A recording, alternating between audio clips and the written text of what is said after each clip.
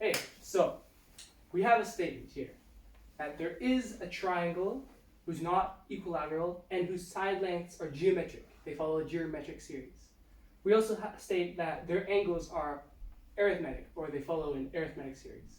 To prove that this statement is true, we have to find a triangle that fits this criteria. However, if it's false, we have to prove that it's not. Now I'm gonna attempt to solve this problem. So, by looking at this statement, we know that the angles are in an arithmetic sequence and the side lengths are in a geometric sequence. So the reason why these side lengths are arranged like that, you can think of it as like sine law. So you know that this angle is gonna be, wait.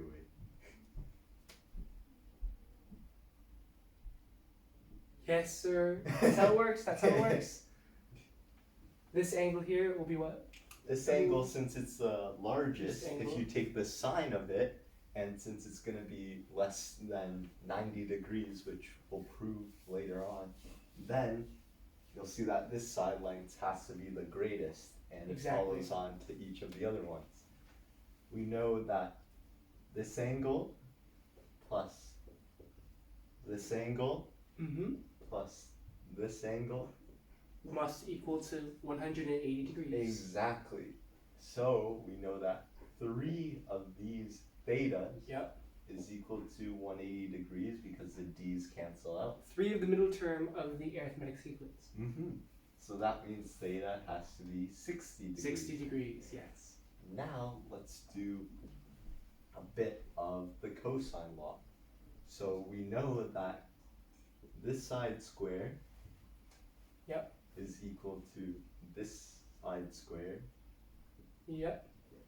plus this square, A squared. yes, minus 2 the side square. Oh, this side times that side, right? Yeah. Nice.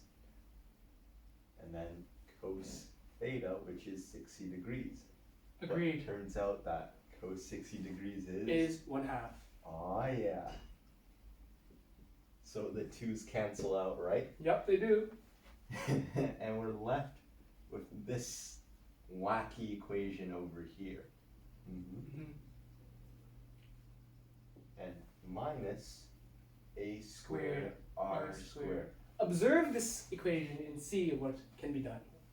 Yeah, so what can be done, it seems like there's a quadratic, and the quadratic is based on r squared.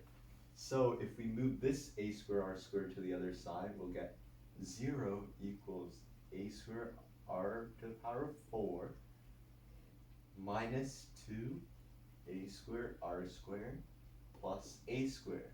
Yeah. We can factor the a squared, so it'll become a squared, and then we'll get our quadratic. Mm-hmm. So we can factor this down even more, right? Yep. So this actually becomes a squared, and then r squared minus 1 squared, right? Agreed. Yep. So either a is equal to 0 to make this statement right, but that can't be the case, right? How can a side length be 0? Side length cannot be 0. Furthermore, this r squared has to be 1, so r is plus or minus 1.